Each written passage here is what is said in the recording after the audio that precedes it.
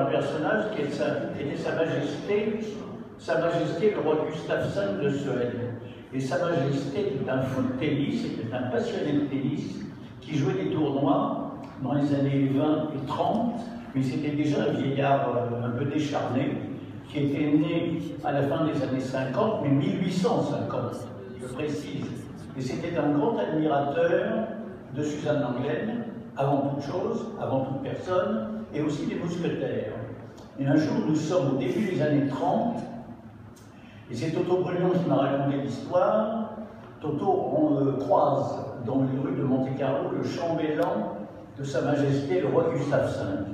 Le roi jouait surtout du handicap, je précise bien sûr, il avait plus de 70 ans, et sous le nom de Mr. G, Monsieur G, pour être finito, il jouait des tournois handicap. Toujours est-il que le chambellan lui dit, écoutez, Sa Majesté sera là la semaine prochaine.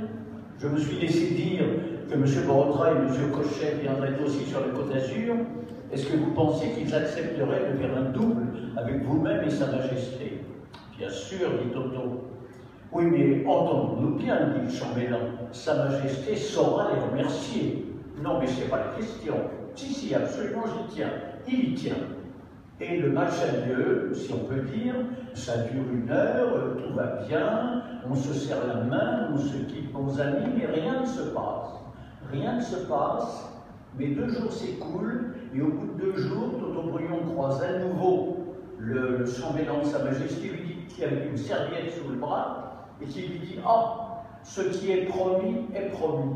Et il sort de sa serviette à destination des 3 mousquetaires 3 photos dédicacées du roi de Suède. Autre temps, autre mœurs. Alors, on m'a posé tout à l'heure la question de savoir si j'avais arbitré sur la chaise des joueurs marocains, et on a cité le nom de Bouchaïb. Effectivement, je l'ai arbitré, pas dans la finale, mais dans un des tours préliminaires, c'est peut-être la Tessacar, et il avait cassé sa raquette. Je pense que l'histoire est assez connue, à 4-3 au 3e, contre un joueur qui s'appelle Michel Hudin.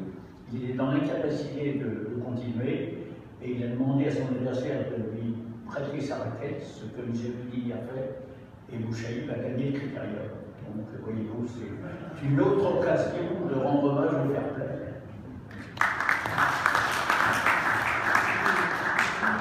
Bravo.